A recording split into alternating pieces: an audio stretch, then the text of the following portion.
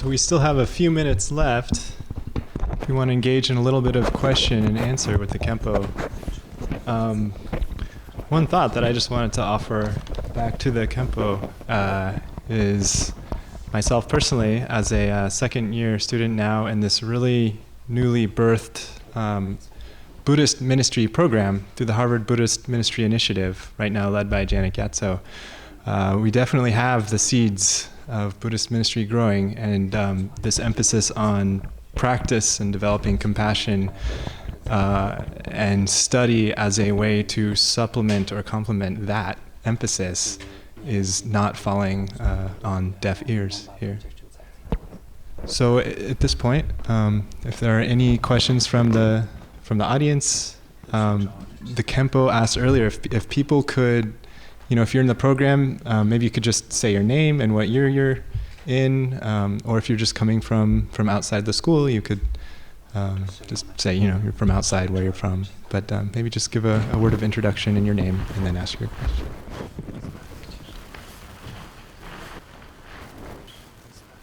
question. My question is, why should I care my enemies? Why should I care my enemies? From the perspective of Bodhicitta, an enemy hurts others not by free will, but because they're driven by their own afflictions and habits. They can't help but harm others. So when we face an enemy, we should treat them as we would our own parents or close friends. Generating compassion even for our enemies is truly a high stage of practice. It's not easy for most people to reach that stage. But just like it says in the patience chapter of the Bodhikaryavattara, if you keep practicing, one day when you see your enemy, it will feel like seeing your own parents. So it's possible to reach that level. My name is Alia Westcott, and I'm an interested neighbor. And I've been curious for a while of where do you draw the line? Do you extend that kind of compassion to plants? Because plants have their own sentiency as well. The life of plants and the life of animals are different. Plants are not made up of the 5 aggregates. The Buddha explained this clearly in the Shurangama Sutra. When scientists say plants have life, they mean it's formed by changes in water, nutrients, temperature, and so on. This is what they call the life of plants. But the life of animals is composed of the 5 aggregates. Plants actually don't have life the way animals do. Even though we refer to both as life, what they mean is very different. I was wondering, when all is said and done, whether you can have true compassion without wisdom, so that unless a wisdom is co-born, that the true compassion would somehow be hard to distinguish from the work of the good works. Can you repeat your question?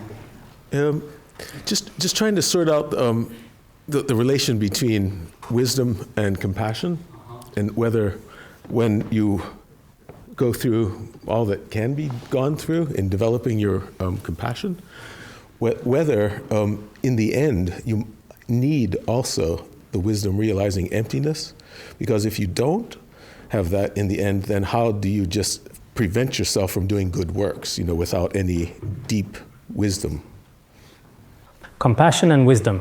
In the verses about bodhicitta, just like I quoted earlier, wisdom that realizes bodhi and compassion that benefits others. The Buddha said we need both. Today's topic is mainly bodhicitta, so I didn't talk much about wisdom, but that does not mean we don't need wisdom. Wisdom is still necessary, just given the time and theme today, the main focus is bodhicitta. What's the relationship between wisdom and compassion? Even when dealing with worldly matters, we need wisdom all the same. Without wisdom, we don't know how to make good choices.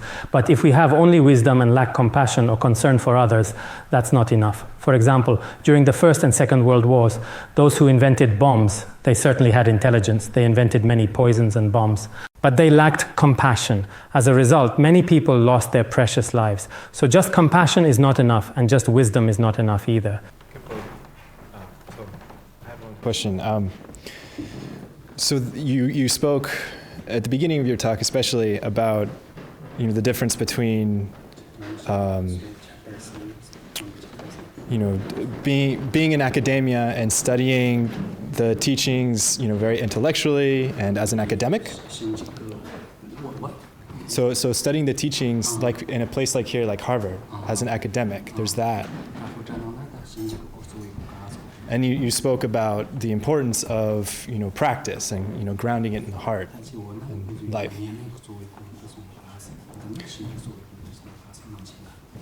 I think we have a lot of historical reasons, especially in the Western Academy. I think we can trace them back to the Enlightenment period and the development of the universities, where in order to be a well-respected professor, it's hard to mix that with saying that you have a belief or an investment in the tradition that you are studying.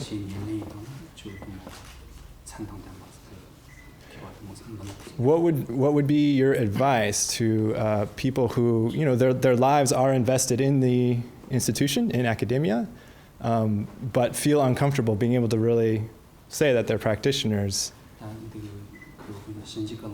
and sort of presenting both of those lives? Mm-hmm.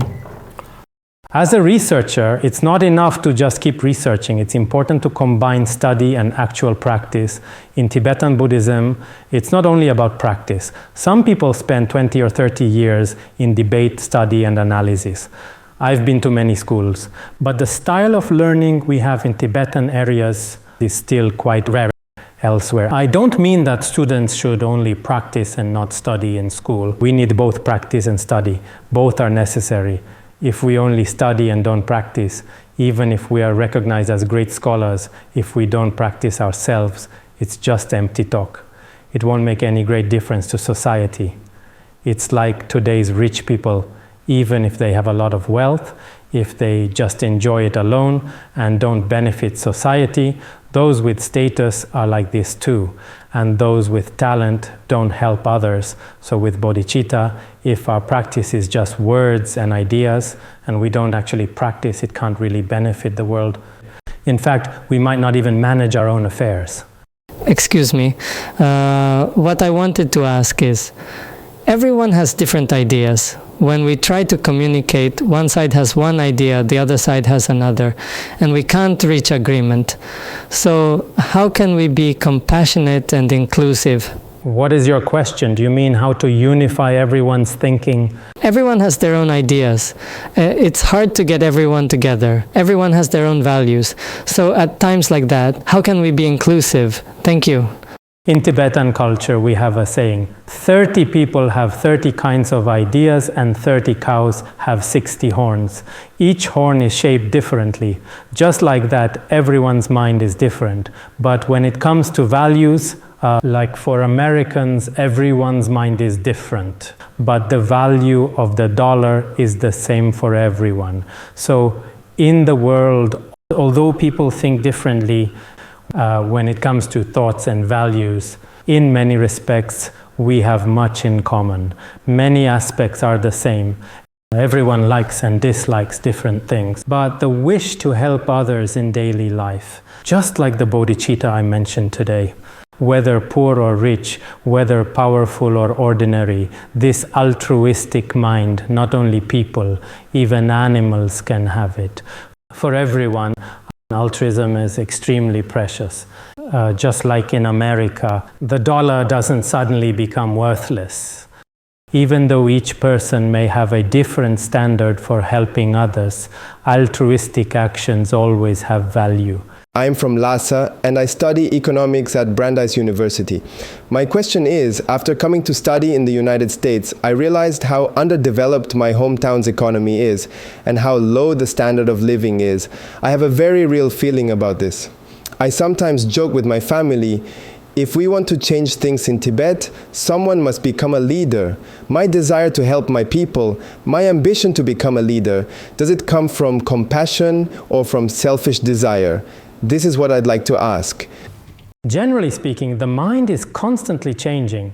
If there is no trace of self-interest and you sincerely wish to hold public office thinking, once I'm in a position of power, I can truly help the people, that is altruism, that is compassion.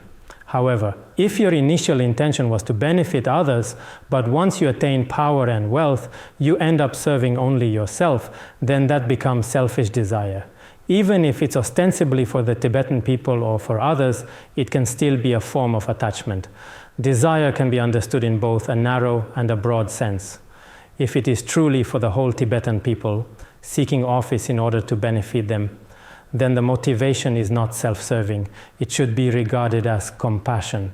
Yet because some self-clinging still remains, there is also an element of attachment. We must analyze this carefully from both perspectives. Without close examination, the distinction remains unclear.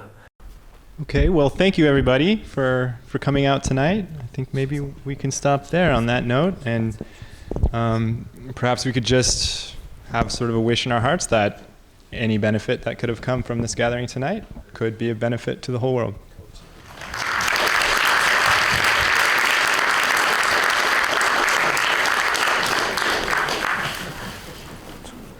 Oh, thank you.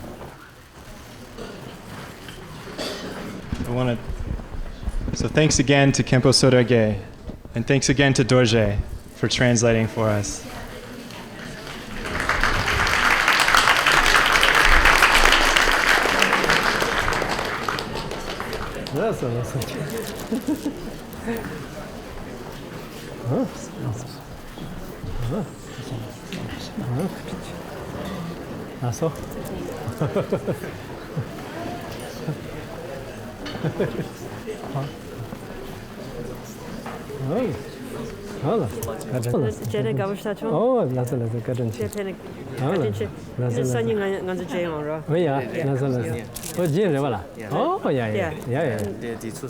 Oh,